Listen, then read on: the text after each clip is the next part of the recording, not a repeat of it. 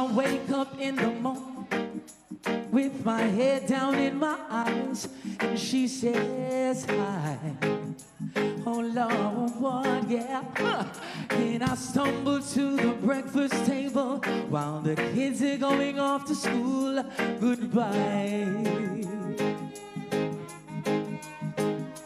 Lord God, she reaches out and takes my hand, kisses it and says, how you doing, hon? How am I doing? And I look across her smiling lips that warms my heart. See my morning sun. Oh, Jodina, the people, if you know, if you sing, if that's not a loving. Julio, you love reggae music, man. Yeah. Woo, woo, woo, woo, woo. Simba, my brother. I want you to massive sing with me. Wave them. Oh, I wake up in the morning with my head down in my eyes. She says, oh Lord, yeah. And I stumble to the breakfast table while the kids are going off to school. Goodbye, goodbye, oh Lord, Lord. She reaches out and takes my hand, kisses it and says, how you doing, hon? And I look across her smiling lips that warms my heart. See my morning sun. The reggae lovers in the party, can you sing it with me? If that's not loving me, loving me, then all I got to say, how are you sing it? Oh, God didn't make little bit apples and it don't rain in Indianapolis in the summertime.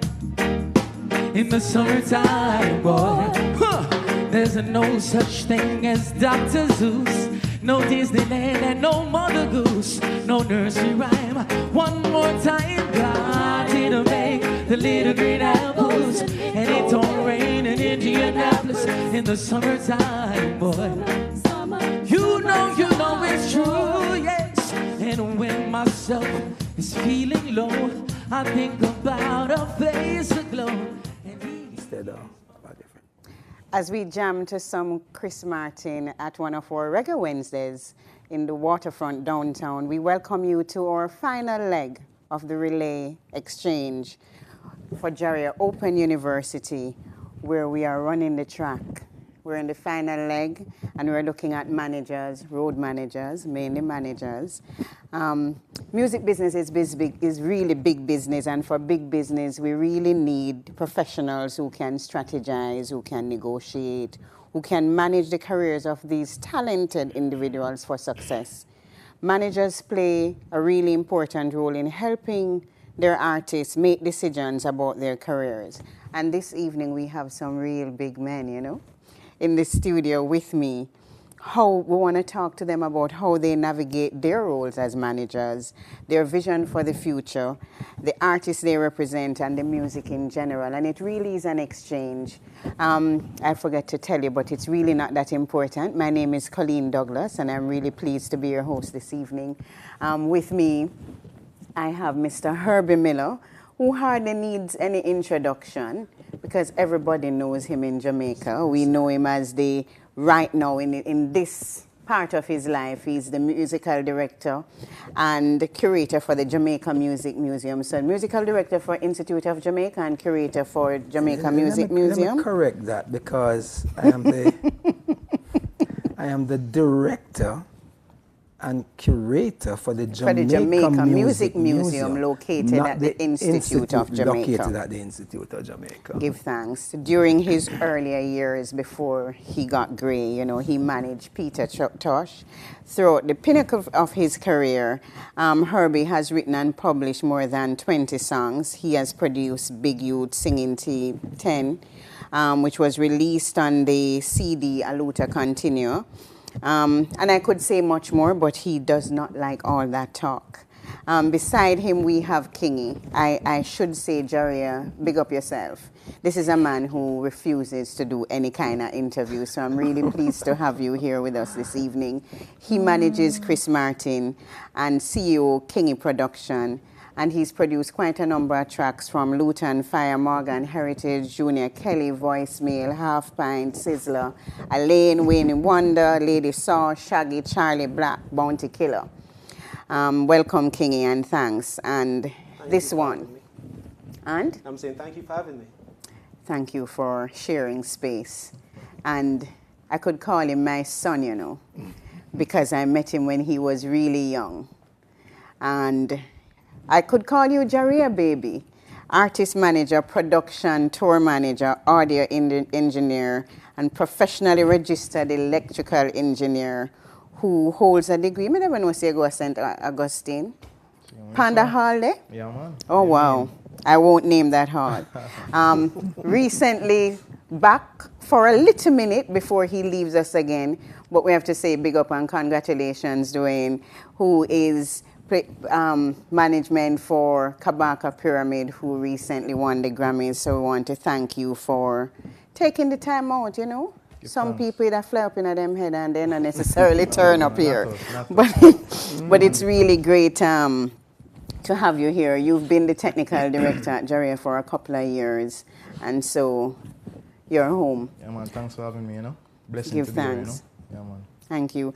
And this evening, it's really a conversation, as I see. You will hear very little from me. Who will hear from are these people, and I'm looking at Herbie Miller, because I want us to all share, all of you to share just how you started in the business. Starting with you, Herbie.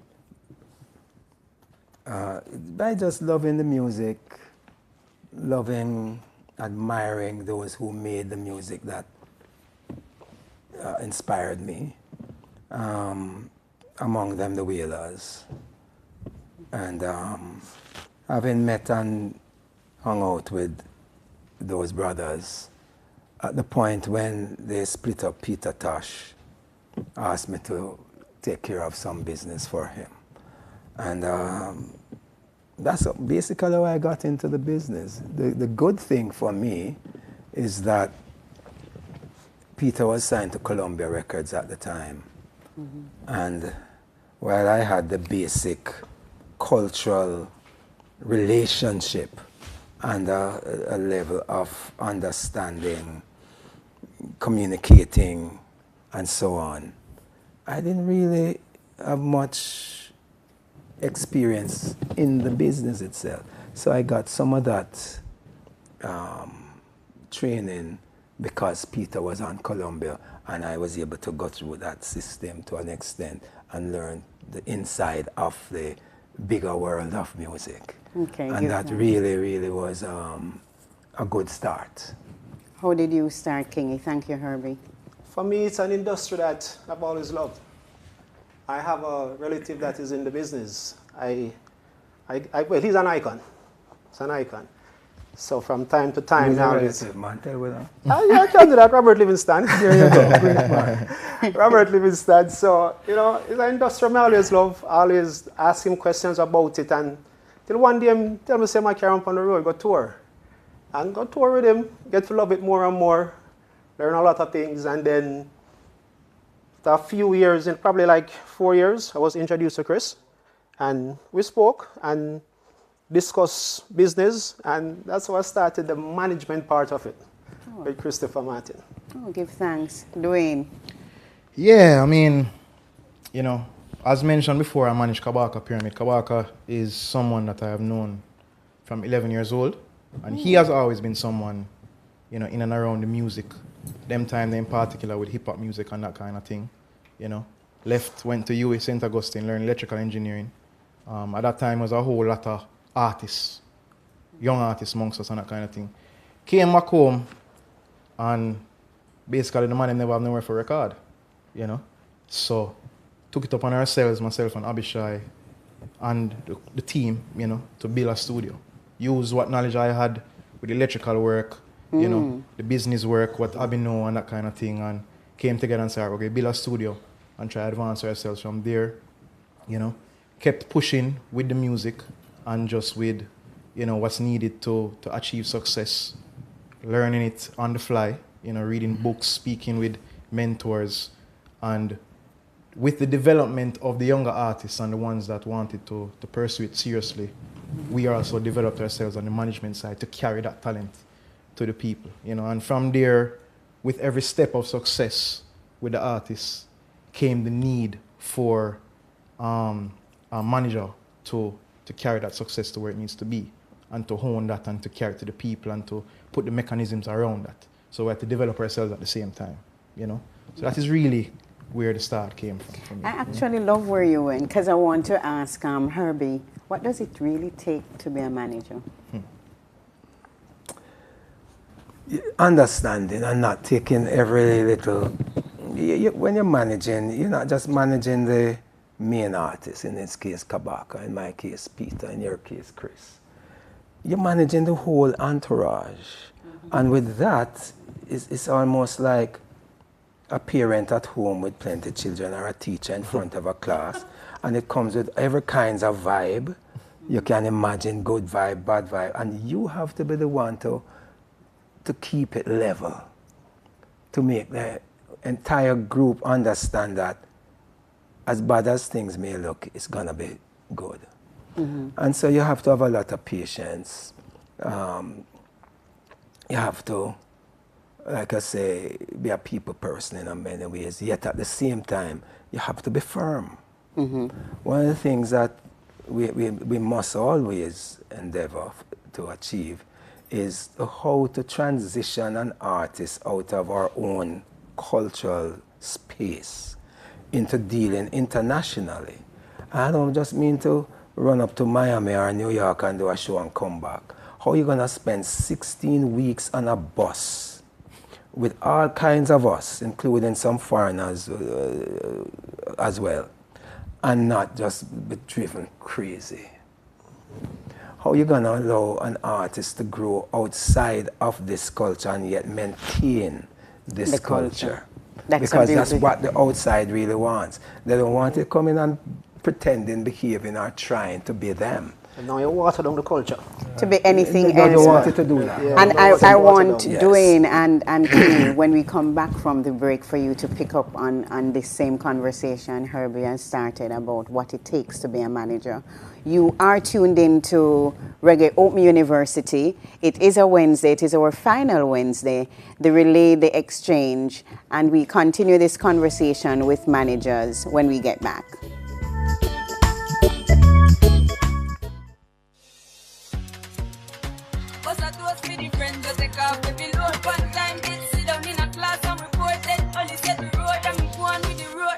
Jamaica, the land of Bob Marley, Marcus Messiah Garvey, Usain Bolt, and of course, Reggae Month, the only month-long reggae music festival on planet Earth, where something reggae happens every day in the month of February, ranging from mega reggae concerts, reggae award ceremonies, and educational symposia on reggae.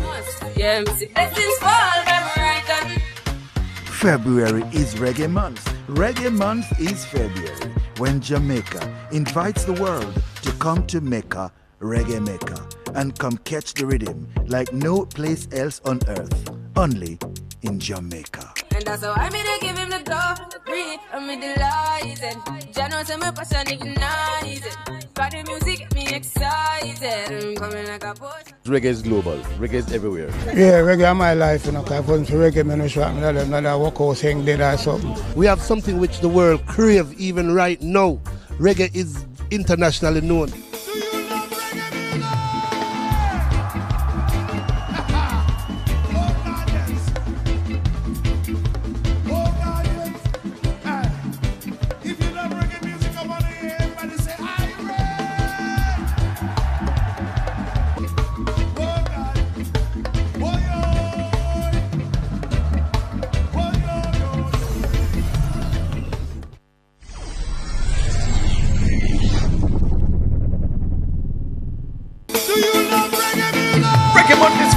February is Reggae Month. Come catch the rhythm on Reggae Month TV, 8 p.m. to 11 p.m. daily in February. Catch the mega reggae concerts, interesting reggae documentaries and symposia, reggae conversations with pioneers of the music, and lots more.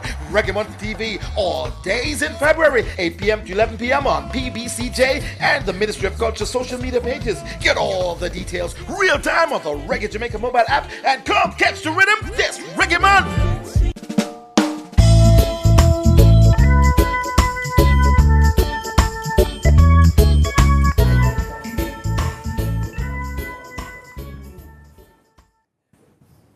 Welcome back to Jaria Open University, Reggae Open University with Jaria. It is a Thursday, forgive me, it's age and good conversation. So it's the Relay the Exchange. We have on our panel today, Herbie Miller, Kingy, they call him Kingy Letman, and Dwayne McDonald. We went out quite lively. And I wanted, Kingy, for you to pick up on what it really takes to be a manager. To be a manager is, a lot of people say they claim on glamour, but it's way more than that for me. Well, for us. Straight. You know, it's way more than that. It's a business. So when the finished product is there and you see all this glamour, the artists enjoying themselves, you see everybody come watch your show, behind the scenes it's a lot of work. You have to have that vision for the artist and make sure he's treading that route. Make sure him keep focus, because trust me, he might get sidetracked at some point, you know. Yeah, man, there's a lot of distractions there. So it's up to you, as Uncle Herbie said, to keep the team level-headed, keep focus, and don't get involved in the glimmer and the glamour where you see are going.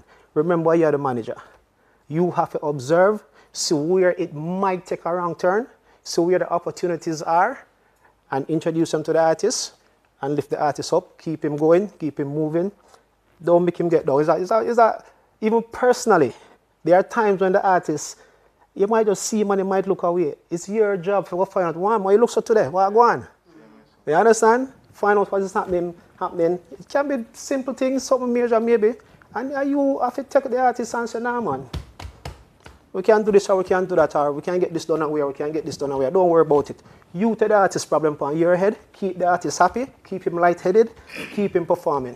So you're parenting, Herbie referred to Just that. like that. It's like a parent doing. Yeah, I mean, I agree with that, the item I say. How I view it as well is a manager's responsibility is really to put systems around the talent to ensure the talent's success.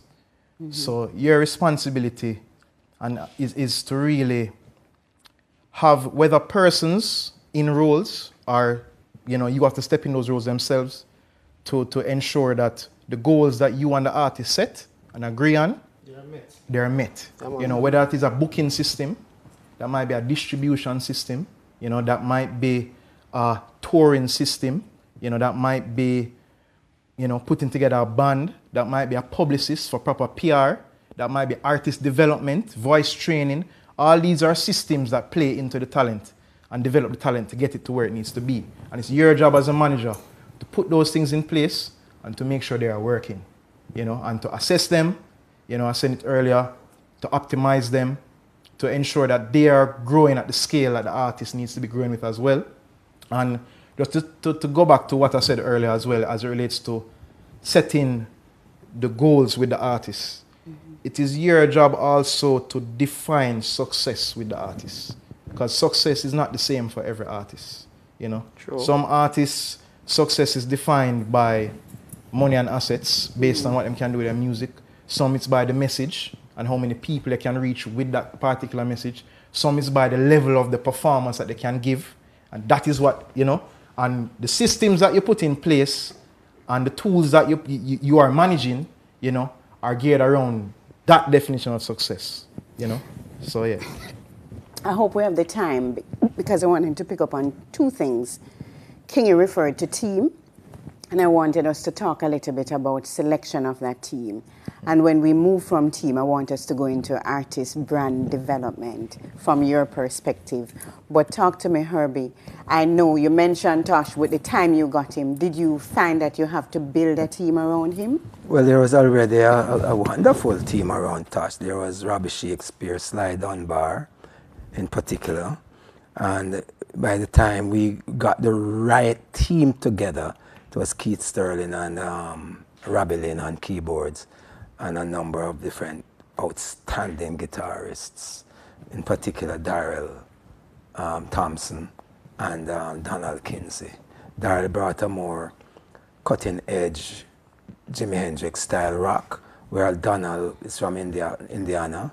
His father was a legendary blues guitarist. He and his brothers had a blues band, so he brought that blues element to it. By the time we brought in the Tamlins as backup singers, they gave Peter's bold, forthright statements a sort of cushion. So it was more palatable to some. But the idea of what we measure as success, for us, obviously, we wanted to make a living for everybody too. But the message was paramount, especially during that period. You know, you had apartheid still taking place. You had so many Southwest African and East African countries still struggling for freedom. You know, the assassinating of great African leaders, Amilcar Cabral, etc., Stephen Biko. All these things are the things that we focused on in that band. Okay. So Herbie spoke a lot about band, selection of band, the members, and the sound he wanted to put out. Let me just make one more point. The best individual might not be the best fit for the team. Amen. Not because you're the batsman who can make the most runs or take the most wickets. It means you're going to fit into the team. We want a team player. So and that's what is very important as well. Thank you. Thanks very much. Kingy, because Herbie spoke a lot about putting that band together for that particular sound and what aligned with her message, I want you to share with us some of the other parts that you've had to put together as a manager. What are some of the things you've had to take care of? Well, for me, I would say it wasn't difficult because I was already in a team. I was, as I said, that big guy with Robert Livingston. Robert managed Shaggy. Shaggy had a team. So when I started managing Chris, the team was already in place. So whatever I wanted to know, I could easily go ask any one of them for information. If I wanted a band, once Shaggy wasn't working and the band was available, then of course, they will happily come and back Chris. So gradually, we kind of change out. People get our own as Chris develops and becomes an artist of his own. Then we get our band. So it wasn't hard for us. I picked my team along the way because I already had a team. So I changed out members along the way as necessary. Okay, Dwayne, I'm going to you for the step by step. You started with your 11-year-old brethren. Yeah. How did you build that team? And tell us some of the team members. I know you mentioned publicists, I know you mentioned some of those members, but take us through that. Well, I mean, first I have to mention my business partner, Abishai Hoylett. You know, he and I both manage Kabaka.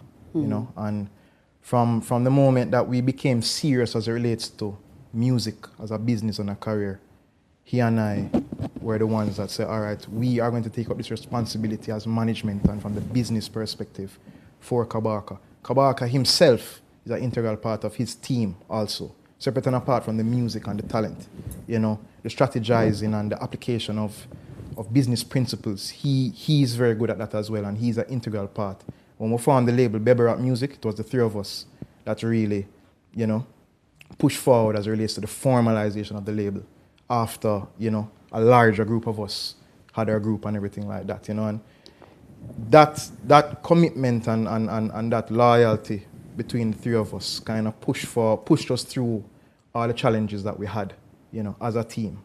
And then steadily we grew, you know, a lot. And, you know, I must commend, you know, everyone that's a part of our team now, because a lot of the members of our team now are persons that saw the message and saw what Kabaka was about and wanted to be a part of that, you know, and reached out to us to say, you know, someone like Ronnie Tomlinson, Destiny Media, you know what I mean, who is our publicist. She reached out to us and said, boy, this is something, what you guys are doing is something I want to be a part of.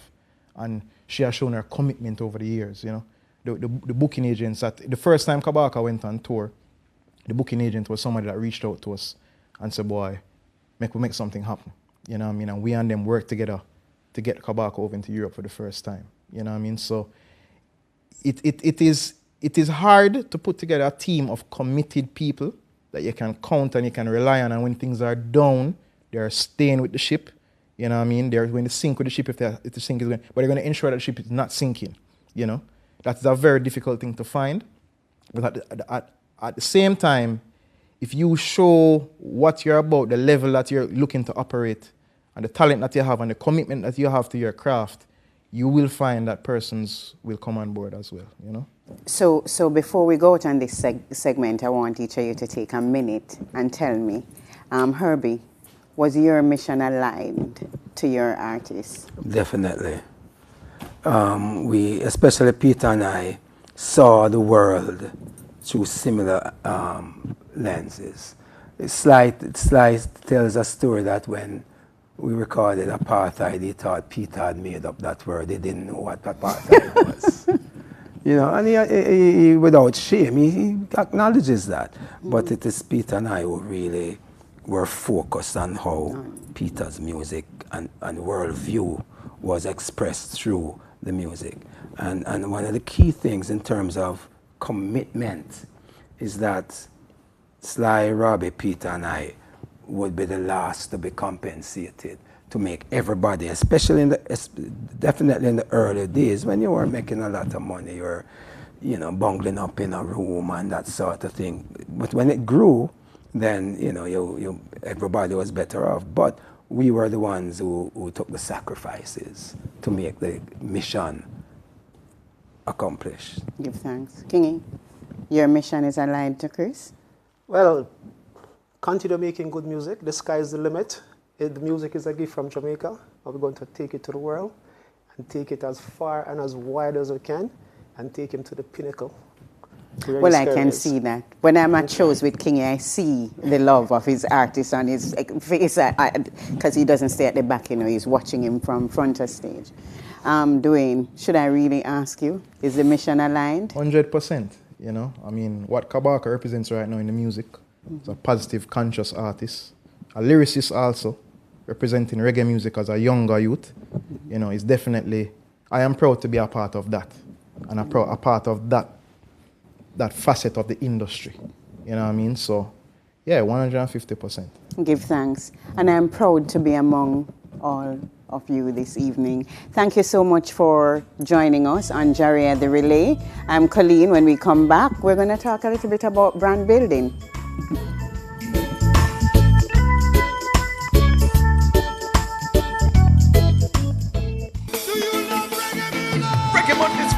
February is Reggae Month. Go catch the rhythm on Reggae Month TV, 8 p.m. to 11 p.m. daily in February. Catch the mega reggae concerts, interesting reggae documentaries and symposia, reggae conversations with pioneers of the music, and lots more. Reggae Month TV all days in February, 8 p.m. to 11 p.m. on PBCJ and the Ministry of Culture social media pages. Get all the details real time on the Reggae Jamaica mobile app and come catch the rhythm this Reggae Month. Proud of ourselves, Reggae Month TV. Proud of ourselves. Yes. This is Queen Africa. Keep it locked. Reggae Month TV. Load. Yeah.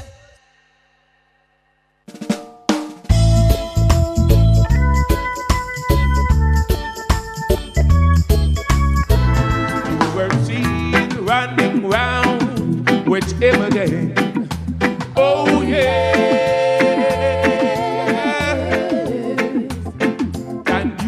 When you say you were through with him, you still care. Oh, just I thought you were mine. That he told you wrong. Say, oh Lord. And when I'm running round, you're gonna be late.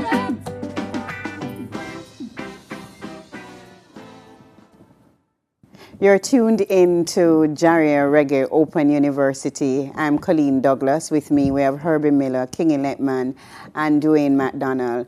And we had quite an interesting conversation when we went off on the break. And we just want to continue it because a really wise man asked a question that we want you to respond to. If you're a good manager, then artists will approach you you may actually see another artist that you become interested in representing. When you're expanding, how do you keep that focus and that commitment to your original artist? Herbie, we start with you. In my case, it must be someone whose artistry, whose vision, whose worldview aligns with mine. You know, it's all well and good some hit maker once asked me to manage. But if it's all about just making a hit song that, you know, is just a regular hit song, I'd rather stay with a song or an artist with a true socio-political vision. That's my way of life. Those are the kinds of people I tend to hang around with. I've managed others. I've managed Arrow from, the late Arrow from Antigua. I've managed a stint with Third World, for example, Toots and the Maytals, the Scatterlights. But if you understand who all of these people are, they are within a particular lane of where the music is going. But while I appreciate those people singing out, oh, my heart is broken and I'll climb the ice mountain and swim the widest sea, that's okay, but it's not for me. All right, give thanks, Herbie. Kingy, you've been approached? We sound like you're talking about my artist. My artist is lover from birth, you know. No, man, but no, that Valentine's Day. It's good time business. Big for the ladies. But that's good time Herbie business. mission. Yeah, man, I don't care if you're good. I don't care if you're good. Well, for me, I don't mind managing other artists, but they have to have the same or similar vision as I do. And they have to, if you notice, Christopher Martin, D Major, I do some work with Wayne Wonder. They are all clean-cut artists, lovers rock type of artists, no vulgarity, nothing like that. They have to be in that lane, that type of music. You understand?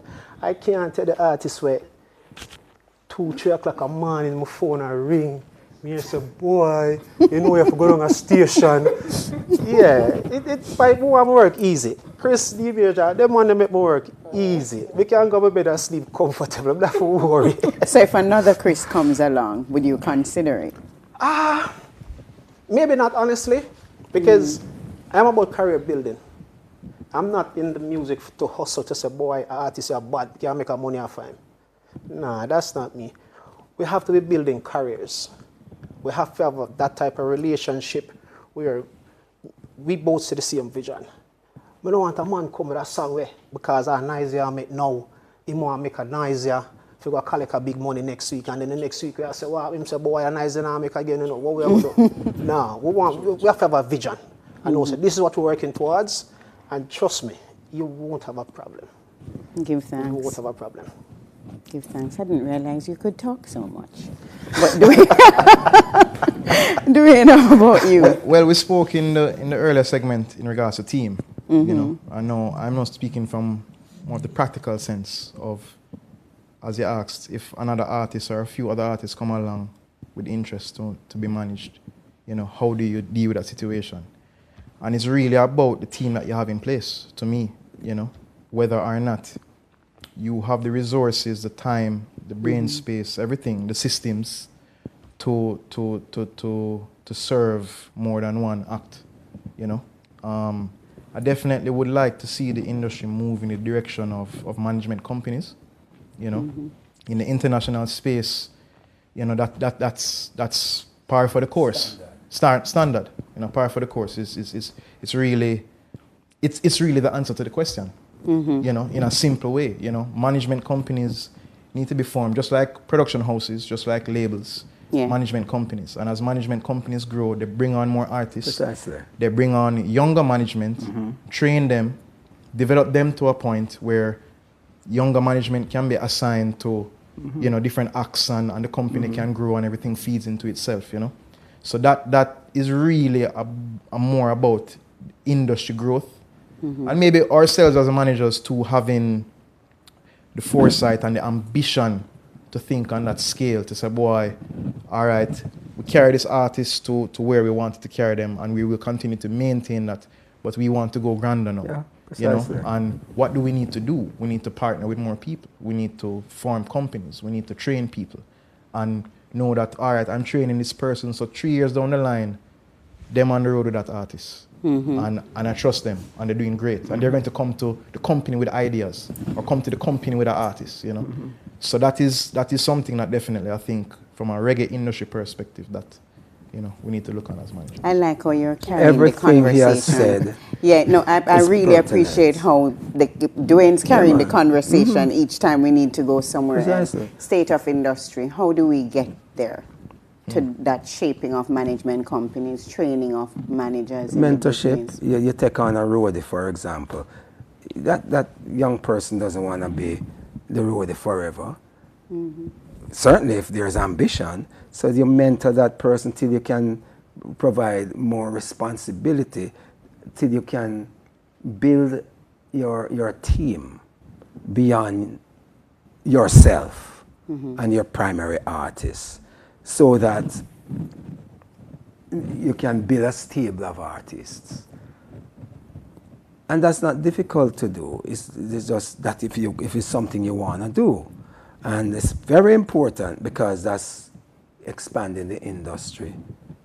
It's really not just artist development, but personal development for all at whatever level in the organization one functions. Right. So in the future, you can, as you said, send this person on the road and you're not worrying because the training was put in. And that's very, very important. Thank you. Kingy, any Totally thoughts? agree with him. I think I'm an example. When I started out, as I said, I just, Robert just said, yeah, man, you can't come on the road, I carry up on the road. I go up on the road as a roadie. They didn't even know what was the role of a roadie. But I learned on the job training. I learned.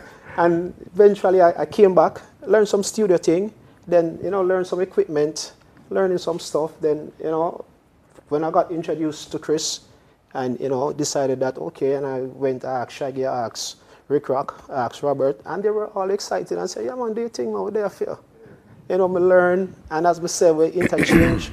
I have my own team now, and I'm building. Right now I have roadies where, if I feel like, say, boy, something come up, I cannot go on the road, I can say to him, yo, B, deal with this to me, can't make it today.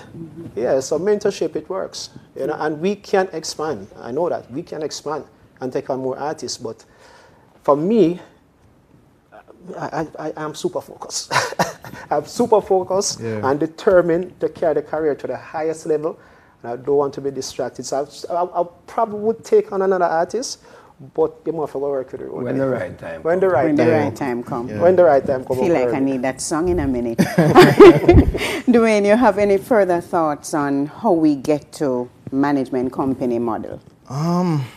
Well, a part of it as well is the mindset of anyone that's interested in music. So a lot of people will call the phone, I don't know how much people will call our phones to say, yo, I want to get into management. I don't know how many of them calls that I personally get at least. I will get calls about, being an artist or, that side of things.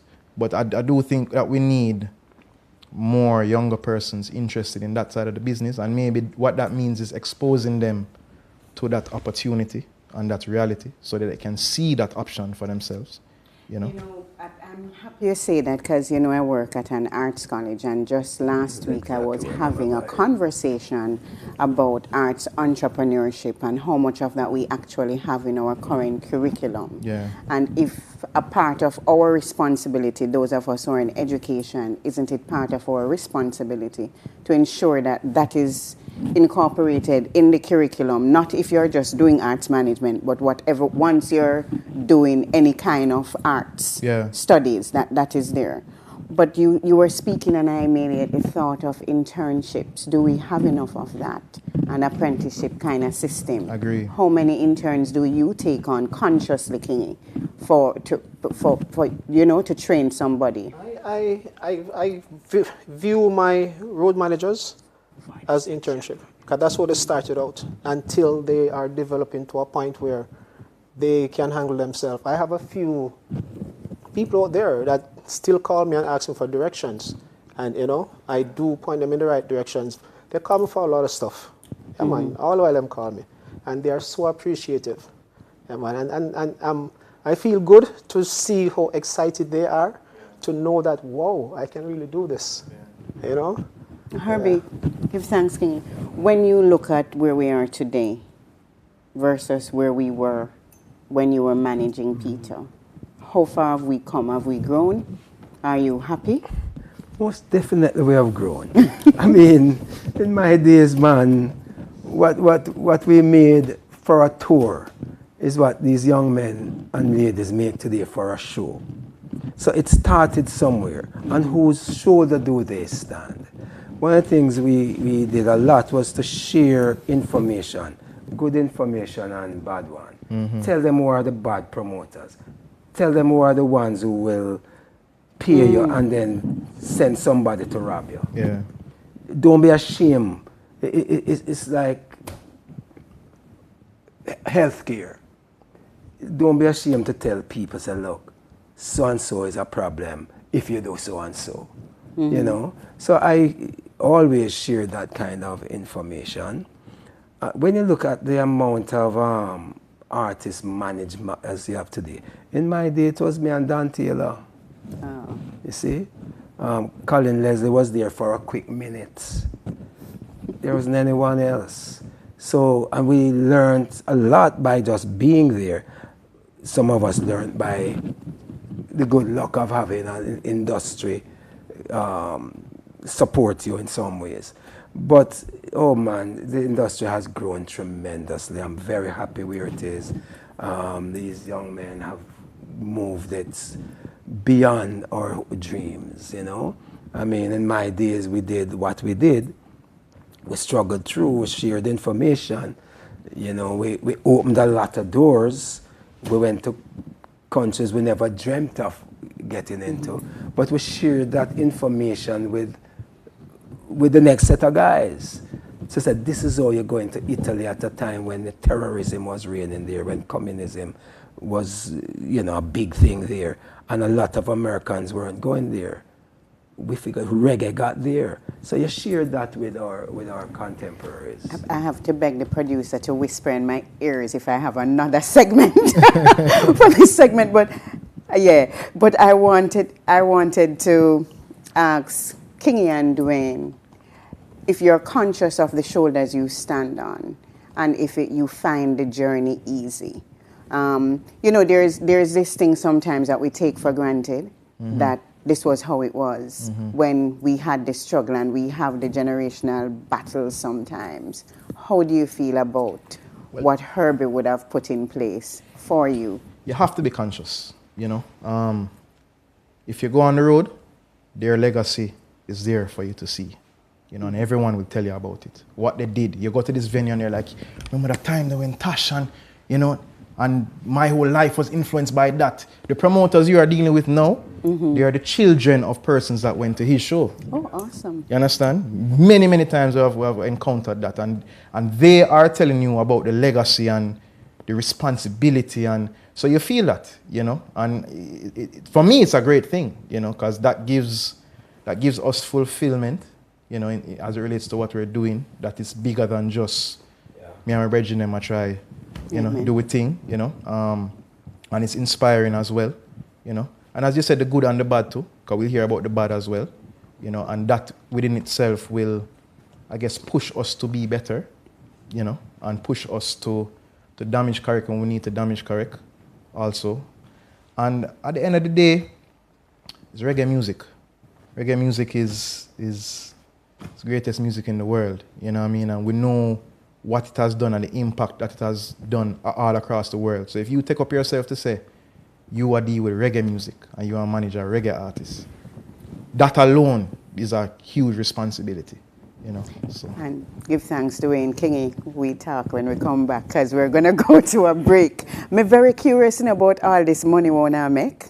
Yeah, we want to talk about the money, the money business. If you're just joining us, thanks to PBCJ, we are tuning live. We're also on Jaria's YouTube. I'm Colleen Douglas. With me, we have Herbie Miller, Kingy Letman, Dwayne McDonald, and we're on the Relay Exchange, Jaria Reggae Open University 2023. We soon come back.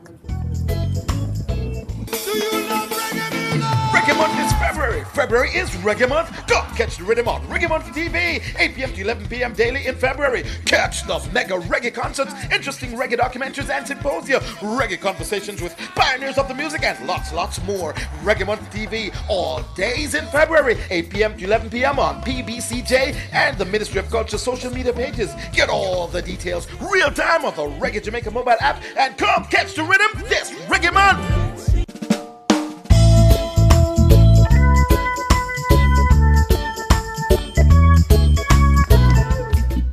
I'm sure my days will be long and my nights won't be few. Through the vision that's in me, I can see it clearly that there is gonna be peace, love and harmony, black understanding among my people. Oh yes, among my people. We're gonna jump and shout, Black Liberation Day. Oh yes, we're gonna sing and shout, the right understanding day. Oh yes, we're gonna jump and shout, Black Liberation Day. Oh yes, we're gonna sing and shout, the right. Yes, we're not gone nowhere. We are still here. Welcome back. I like where we left out, so we want to talk about investment. How do you invest so that when you're Herbie's age, you can live the way Herbie is living? So we'll talk about that. But I want to spend some time and say thank you to some wonderful people.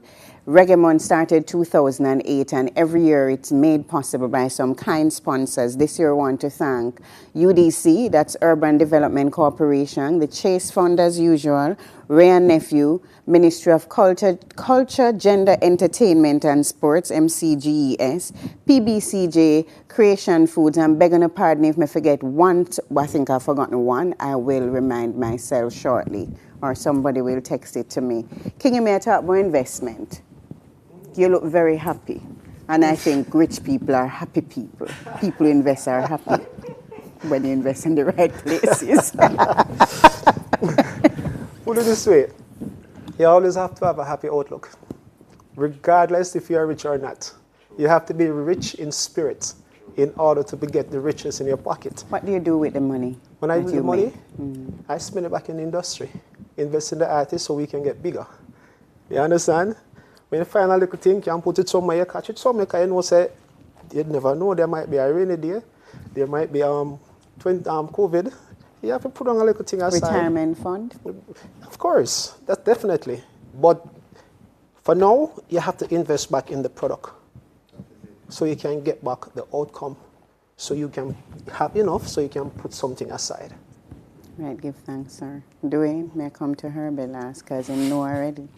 No, King, you say it, man. King, you say it. I mean, you have to put in to get out, so, and every level you build into the next level, and to build to the next level, you need to invest in yourself, so, as Herbie said earlier, you have to make a living, so you're looking to earn from all the various revenue streams that are available to artists right now, but once you collect... I want you to name them, for that young manager looking on, some revenue streams for artists. All right, well, of course, shows, performing, publishing, distribution, that's selling the actual music, endorsements is another one, neighboring rights, which is, something similar to publishing, but a little bit different. It's more for the artists and less for the songwriter, are just a few of them. We live in a time now as well where content creation in itself is kind of a new revenue stream, subscription services to content that you give to your fans and that kind of thing.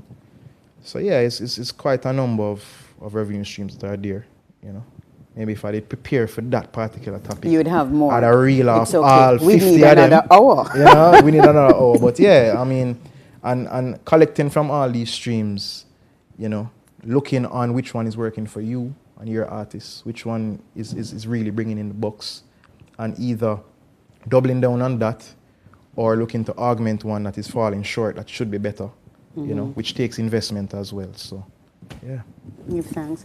Herbie, one of the things, and you've experienced it, one of the saddest things for me is when an artist gets sick and we have to go fund me, or we come on TV and we beg for some help, or somebody passes away and we can't send them off in dignity because they are broke.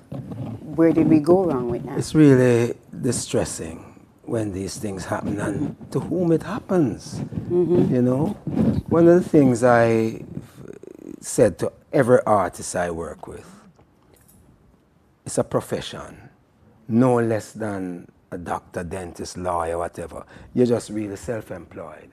So you don't have that retirement thing and superannuation and housing trust and all that being automatically taken out. However, you can, first of all, pay your taxes so you don't get over taxed at the later stage. But throw a little money in the housing trust thing, maybe not for you, maybe you make enough money to that, but it's a way of saving the national saving thing, I don't even remember what you call it now. But also an individual retirement fund. And that is where personal management is different from business management. You sit with your business management at the end of the tour with all this income.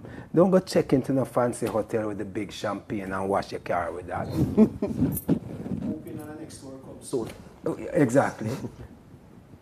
Put something in there for that day when you might have to be ending up in the hospital, or, you know, when you want to say, you get to a stage in life when you see, well, wow, that compound interest really works. It works, yes. You know, listen, brethren, 30 years not short, not long. Yeah. Not long. It is not long. Discovered.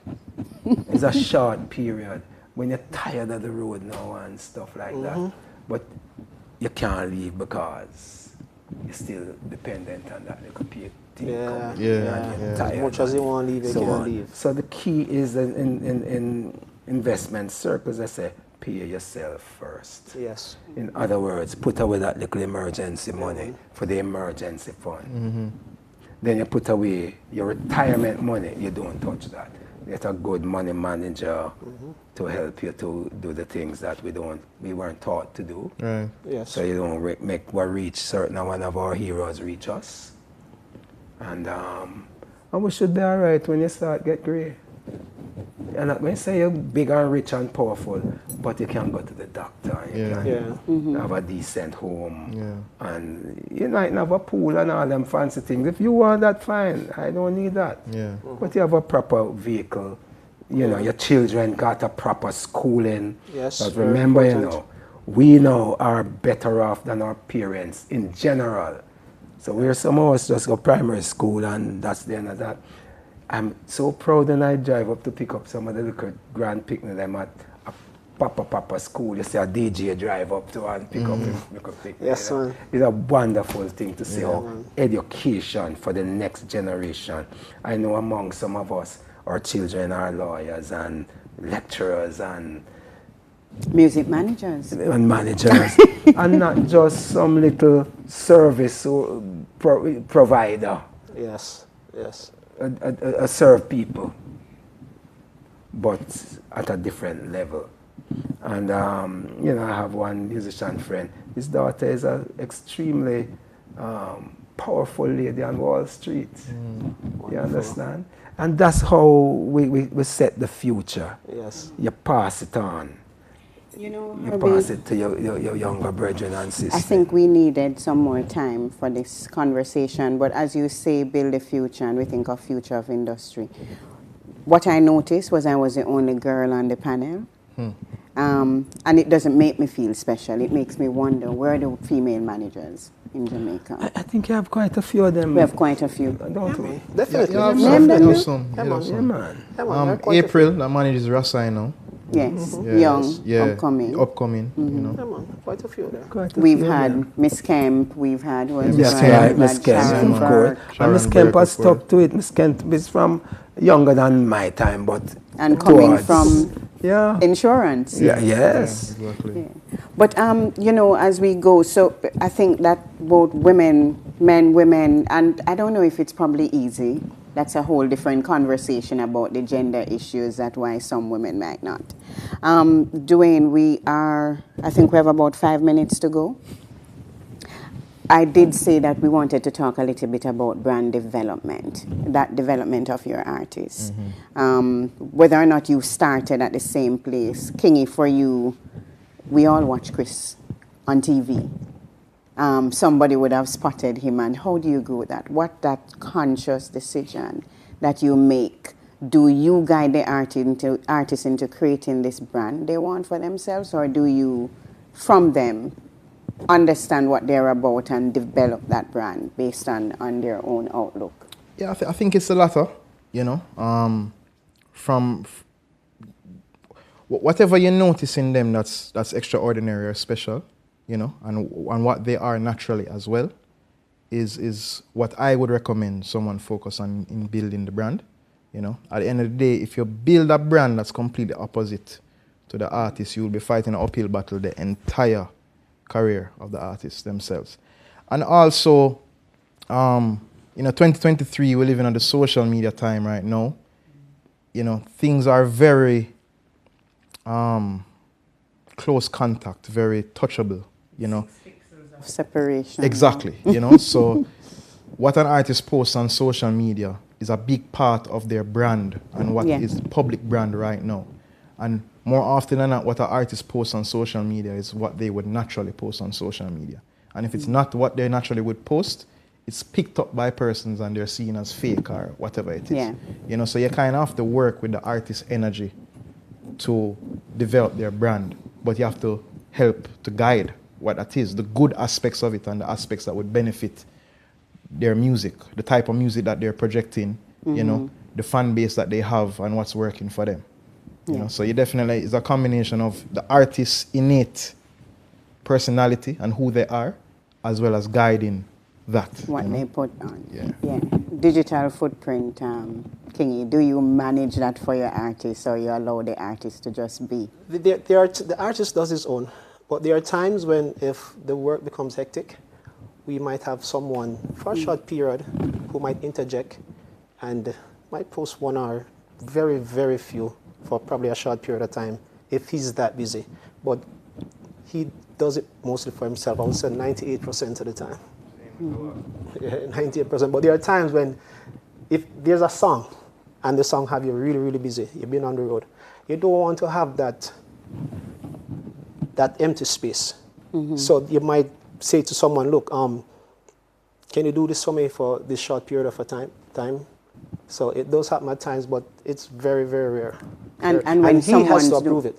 Okay, because I was about to say, when someone does approve it, you have to make sure that that voice is the artist's voice and not that someone's voice. Herbie, you have any thoughts on this digital? No. I mean, what that you did I go say? Him barely dep on WhatsApp. But you know, these younger folks, they have it pat, man, and they know how to use that as a platform to build artist image.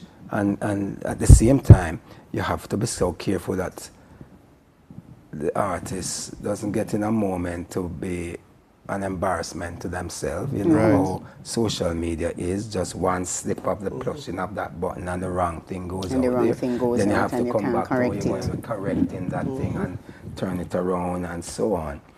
In my days, we didn't talk about branding, we talked about trademark. And Peter's trademark was to legalize it. To legalize it. Was to set Africa free. And it was strong, because we And it still was have strong. that today, And it him was as a strong. leader. And it never embarrassed us, the fact that he was arrested, beaten, etc., for his advocacy it's only lamentable that he did not live long enough to see Mandela walk free after he was the first pop artist to sing about apartheid.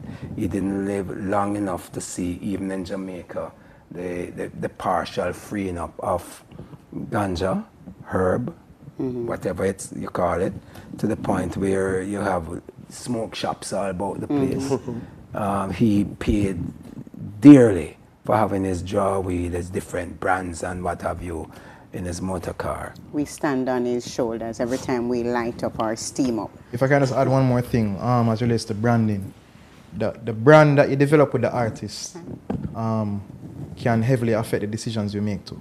The shows that you take, the endorsements that you do, the contracts that you sign, even who you collab with.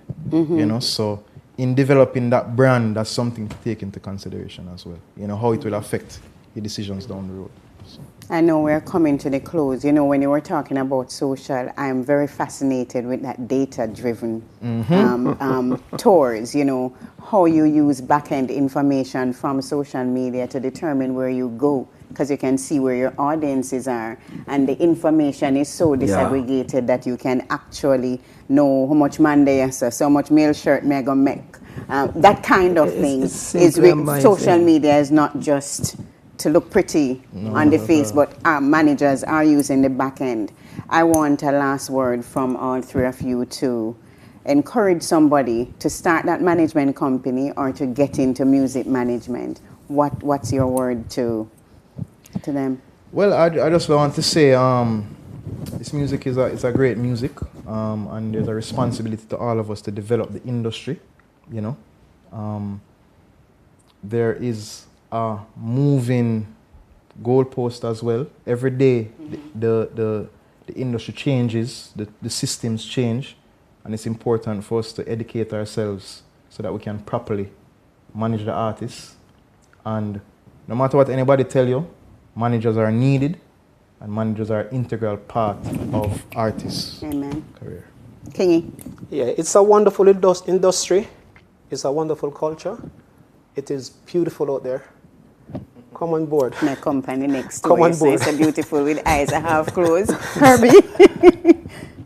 It allows for entertaining and educating at the same time, for spreading messages that serve humanity beyond just jollificating. One of the things I want to address is that today technology has allowed young managers as yourselves to judge the demographic and deal with that.